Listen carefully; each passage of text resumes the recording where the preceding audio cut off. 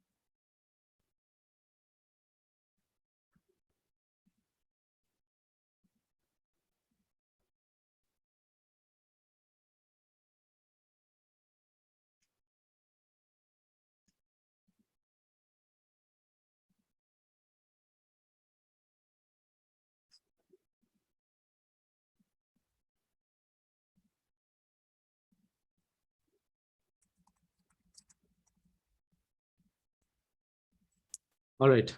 So I guess we can get started. We have enough attendees already. Thanks everyone for joining, first of all, and I hope we'll have a great session with you guys today. So this session that we'll be doing today is about accounts, Corda accounts. So before we get started, I'll just start with a brief introduction from my side. Well, my name is Ashutosh, and I'm a part of the developer relations team here at R3. And I'm joined by Sneha. She is as well a developer relations member from R3. We're both based out in Mumbai, and we look after the developer relations activities for R3 in the APAC region. So I'll be taking the session today for you guys, and then Sneha will be there on the chat to help you guys with any kind of questions that you might have. I'll also take a look on the chat from time to time, but yes, she's out there to help you guys all the time. So if you have any questions during the session while I'm speaking, just put your questions on the chat, and me or Sneha will be able to answer that for you guys. Well, that's about it. And so without further delay, I think we should get started. All right, so Corda accounts. So before we even try to understand what it is, let's try to see what is the problem that we're trying to solve with accounts here. What exactly it is and why we developed it, and what it solves for. So if you are familiar with Corda, since you're coming to a Corda account session, I believe you might have some preliminary information or idea on what Corda is. So basically, if you think of a Corda node and its relationship with an identity, so a Corda node has a single identity, which is obviously obtained by in the onboarding process from your doorman. So generally, a node will only have one single identity. So there's a one-to-one relationship here. So every node has single identity. So that's pretty much fine. It's good for large organizations who want to host a Corda node and then run their services on it. But if you think of something like a small business owner, right, who might have a small shop somewhere, but he still wants to run a Corda node and be part of a particular Corda network. So there is a problem for him, right? It's really not easy for him to obtain a Corda node. There might be multiple reasons, maybe monetary reasons, financial reasons, or even things like he's not tech savvy to be able to run a Corda node at his premises or even on the cloud. So there are some barrier to entries for this small business owners, which is there when he wants to join into a Corda network, right? He either has to, so basically there has to have a Corda node somehow, and or he'll have to ask someone to run a Corda node for him, which is sort of difficult for him to do with the knowledge of Corda that we have. But let's see how we can help him with accounts.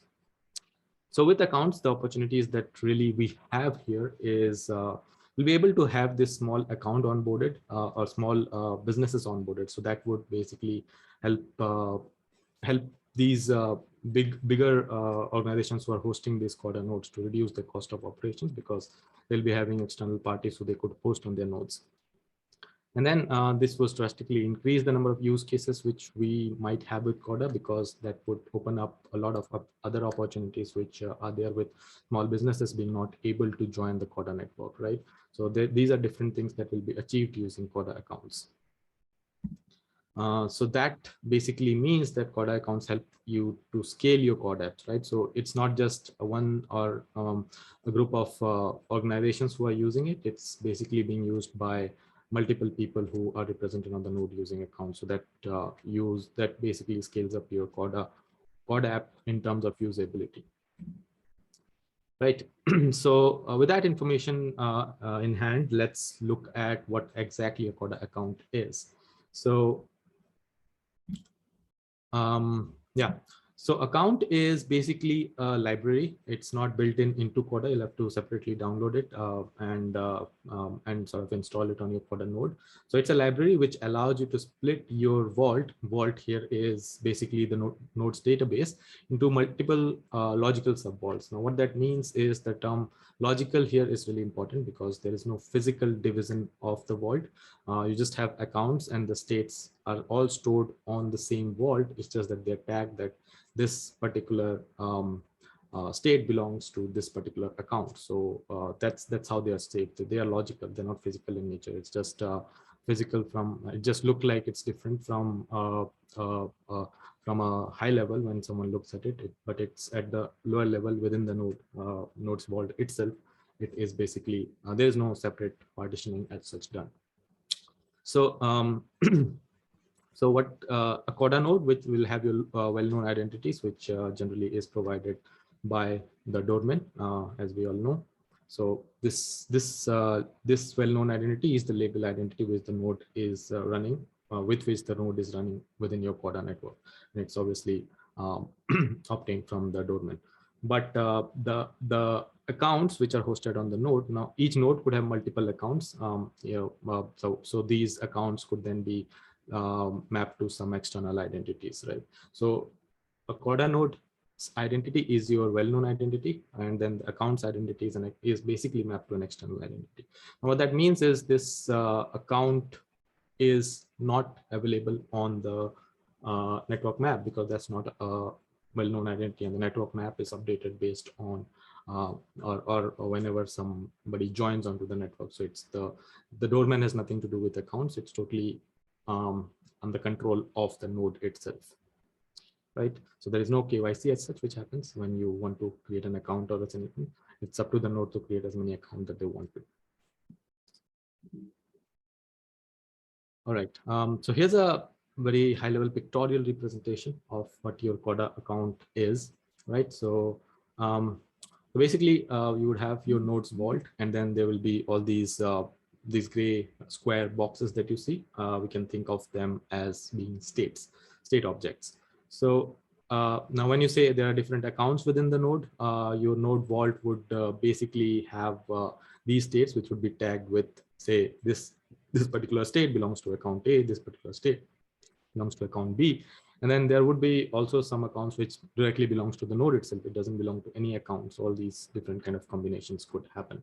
So you could have states belonging to accounts and states not belonging to an account as well. So finally, we have two services which basically takes care of the account feature. You have the key management service. So these accounts also have keys, right? So you would have, so when you say I want to do a transaction in a Corda using a Corda account, so you need to have a key through which you will be signing the transaction. This key is generated and stored within the key management service. It is responsible for generating and storing your keys, right? So each of these, whenever you want a key for your account, you would consult with the key management service, and that will provide you with a key for the account that you're that you're requesting for. Now there's another service which is basically your identity service. Now these accounts and the keys are separate, so they do not. So the keys do not reside within the accounts itself. So there has to be something which map which key belongs to which account, right? So that's what is done by your identity service. So identity service is the one which will basically help you to map this particular key belongs to this account. Then when you need that key, you can actually consult the identity service to know which is the key that you want, and then go to the key management service and pull it out from there. Right. So that's about accounts, how it is structured internally. All right, few key important points that we want to highlight. I think we already mentioned this, but it's important to note that Corda identity accounts are not Corda identities. So they are not well-known identities. They are basically just external identities represented on the node. That's very important to understand. And other fact is there is no physical isolation. As I said, if you look at the diagram here, it might look like you have separate physical isolation or separation there, but it's not the case. It's just shown for for the purpose of easier explanation. But generally, these all would be residing within the same node without any separate a location for a particular account as for the states belonging to a particular account. So yeah, each node would have the same basic vault, and then your accounts would be residing within the vaults. No separate area or location for your accounts as such as there. Now, account transactions can happen in all sort of combinations. You could, if you think of say this tri-node business network, a simple network having 3 nodes, you could have transactions which would be within the accounts of the same node, as you can see here with nodes account A2 and A3. So 2 accounts within the node can also transact, and 2 accounts within different nodes, like between node A and node C, you have A1 and C2, they can also transact. That's also possible. And then you also have this thing where you can transact between account and a node as well. So account to account within the node is can be done. Account to account from different nodes can be done, and account to node can also be done, or node to account can also be done. All right, so so the question is, the separation of Corda accounts is different schema, right? So no, so all the states would basically go to the same schema, but yeah, there is certain fields within this which will allow you to understand that this particular state belongs to this particular account. So they will get stored in the same schema.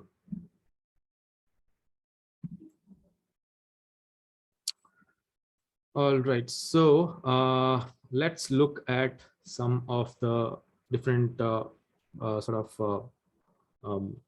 different things that make up the library. What's under the hood, right? So what are the different classes and stuff which make up your Corda account library?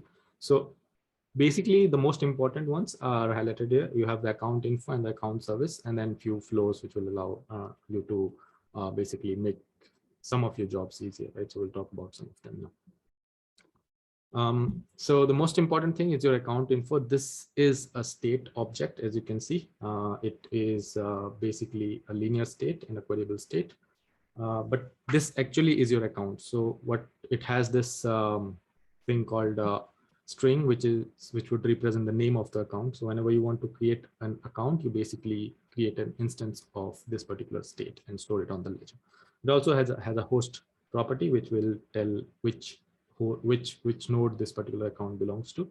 That's pretty simple. Account, now you know that an account is basically nothing but a state object stored on the ledger. Now this state object would be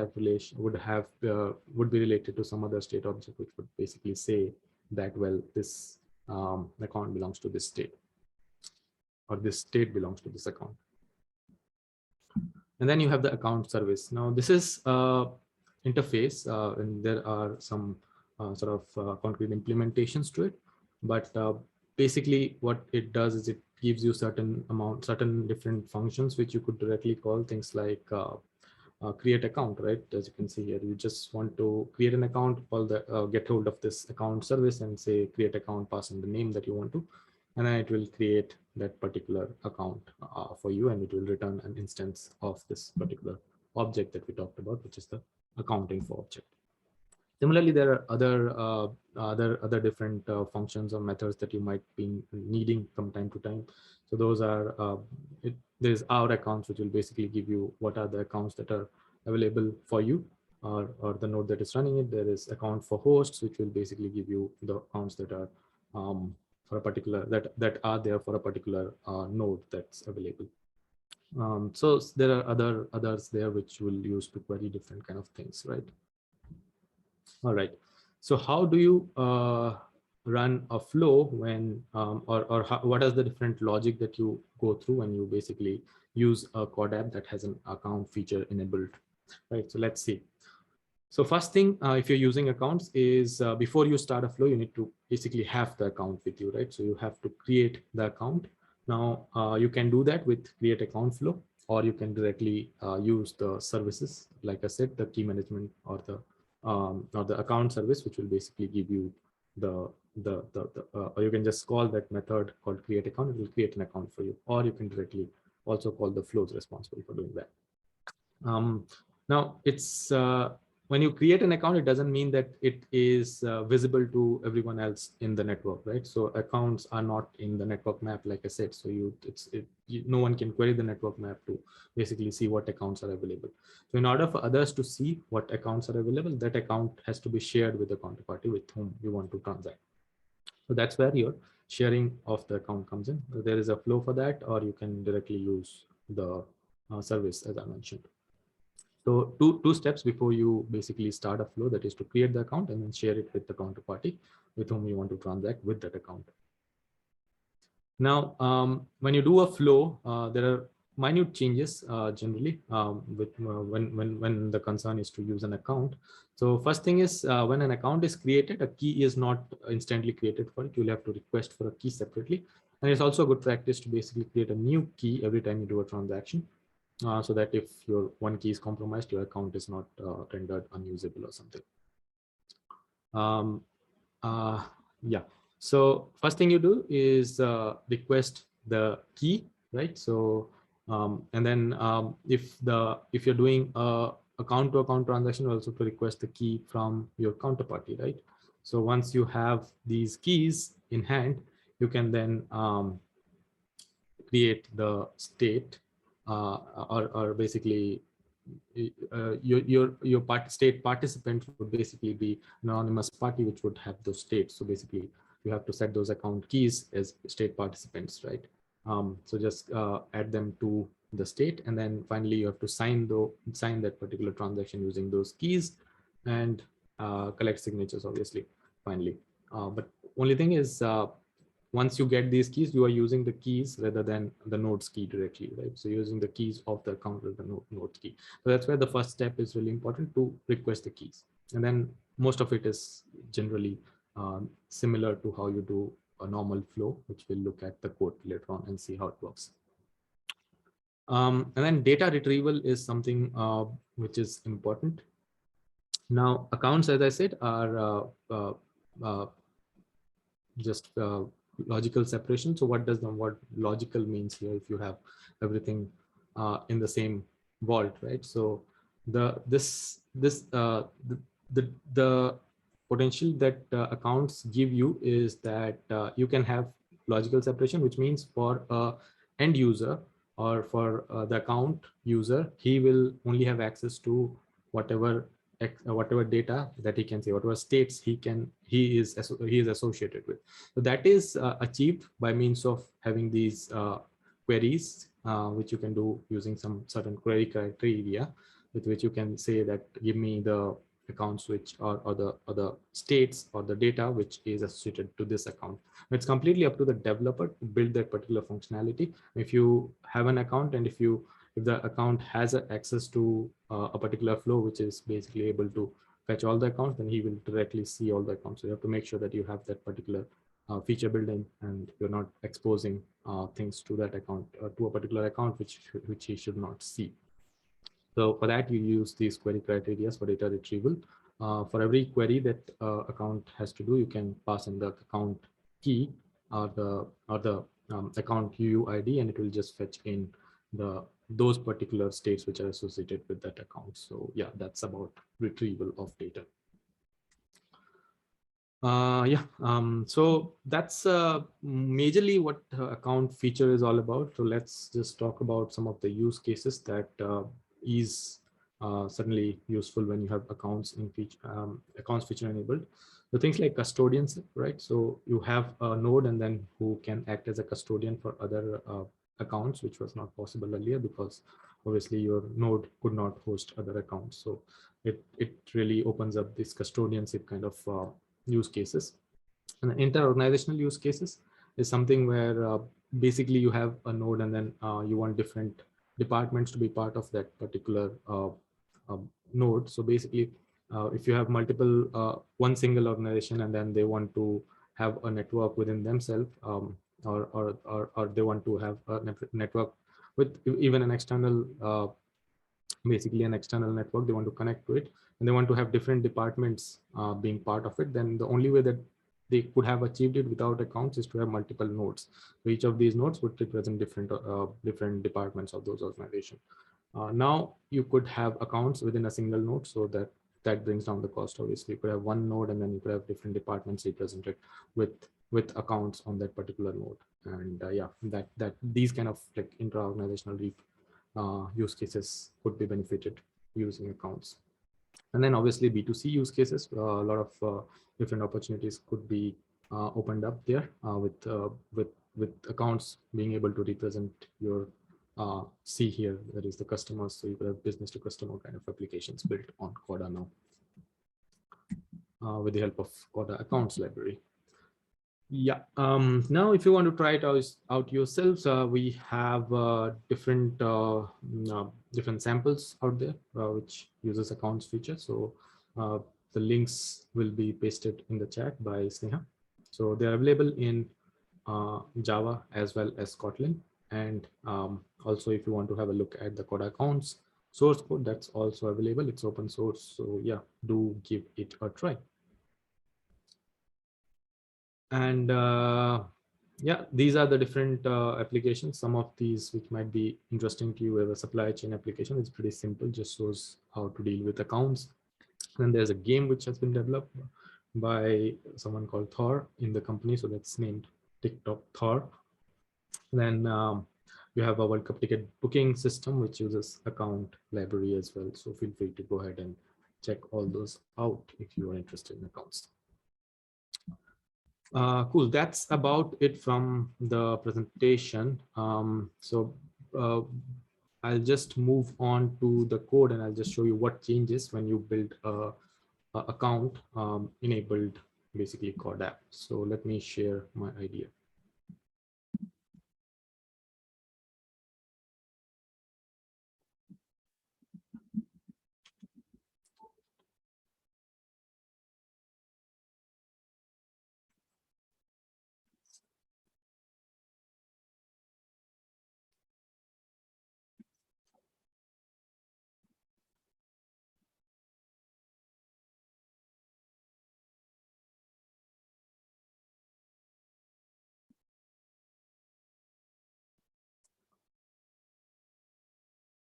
All right. So here we go. So this is the same Bootcamp Corda app which we generally do in a normal Bootcamp. Now this is a little bit modified to enable account feature in this. The first thing obviously you need to do is get the library and then get it included on your build.cradle, which is done over the dependencies.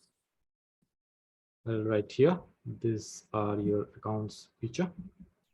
The Corda app, you need confidential identities for this feature to work because it deals with all those keys and stuff, so which is available with CIs. So that's why the confidential identities as well. So these are the different Corda apps or the libraries that you would need in order to enable accounts for you. And obviously, while you do your deploy nodes, you have to also include them as part of your deploy nodes command. Right. So that is about it from the build.gradle. Now let's look at the state object. If you're new and do not know what this particular Corda app does, is it's a simple token Corda app. You basically build a token and you issue the token using Corda. So this is the state, which is basically your token state. And the only change that you would see here is we don't anymore use the party object, because party is for a well-known identity, right? You do not have a well-known identity with an account, so you use anonymous party. Anonymous party will not have a C500 name, but it would have a X500 name, but it would have basically a public key. So the public key is something which we are concerned with in terms of when you're dealing with accounts, because that's something which will be used to sign the transaction, right? So only anonymous party, not the concrete party class or the well-known party class. And then if you go to the contract, that's pretty much the same. Nothing changes here. Absolutely nothing changes here.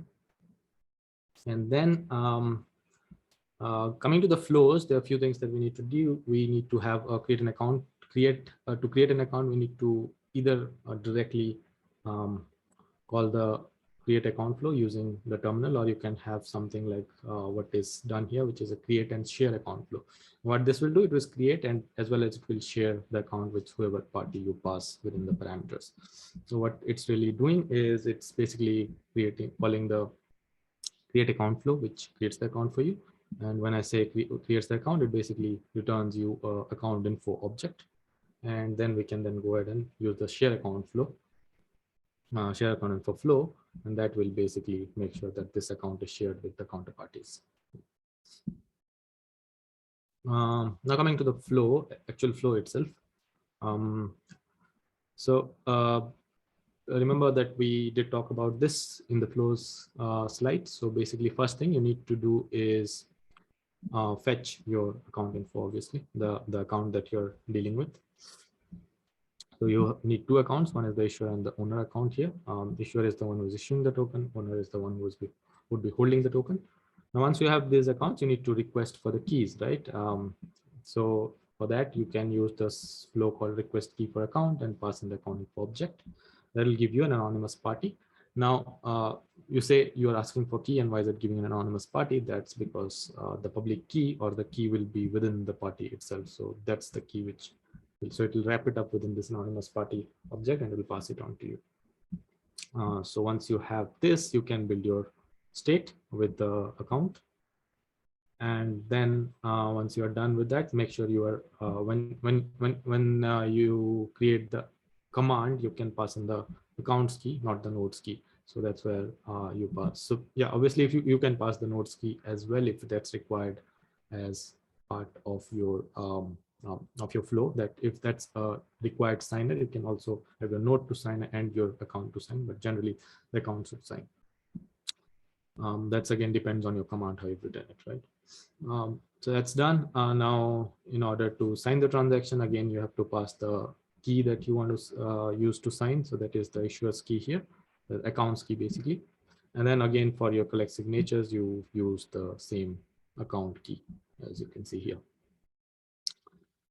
Yeah, so that's about it. So what you really do is you just, once you have your keys, you just use those keys instead of using the nodes key. So that would do it for you. All right. Yeah, nothing changes in the responder. It's pretty much the same. And yeah, there is this basically, okay, I think there's some issue with this, but anyways, I can explain this to you guys. So basically, this is the query part. What we're doing, you just basically have this query criteria, which is passing in the external line. The external ID here is the account ID, which you want to get. And once you have this query criteria, it will only return you the, and you do this vault query using this criteria that you just created, and it will just return you the list of tokens that are belonging to this particular account that you've passed in.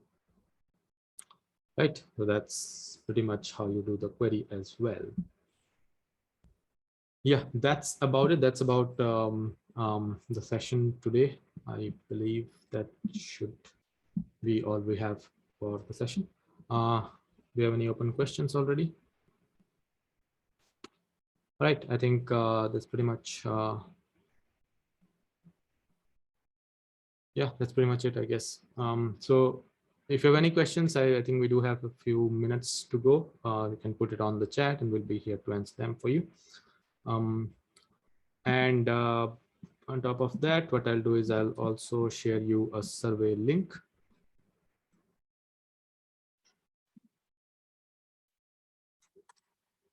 There you go.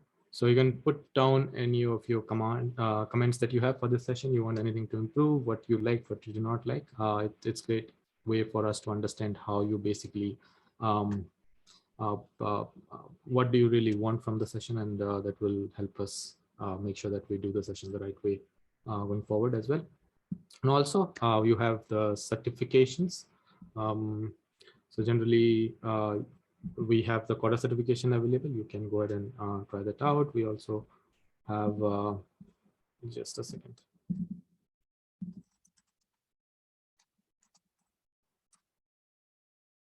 All right. And also, if you have not joined our developer portal, you can just go ahead and join us at the link will be shared by Sneha. So that's a great place for you to be part of the R3 community, as well as basically get to know what's happening within what are the different events and everything that you want to know about R3 events and stuff that R3 is doing. You can find from a developer perspective, basically you can find it on the developer portal. So that's a great place for you to be there. So if you're not registered already, feel free to join us there. All right, and yeah, please do fill up the survey for us. And yeah, that's pretty much it from me. Thank you so much for joining, and I hope you liked the session. And yeah, obviously I'll see you in the next session pretty soon. Bye-bye.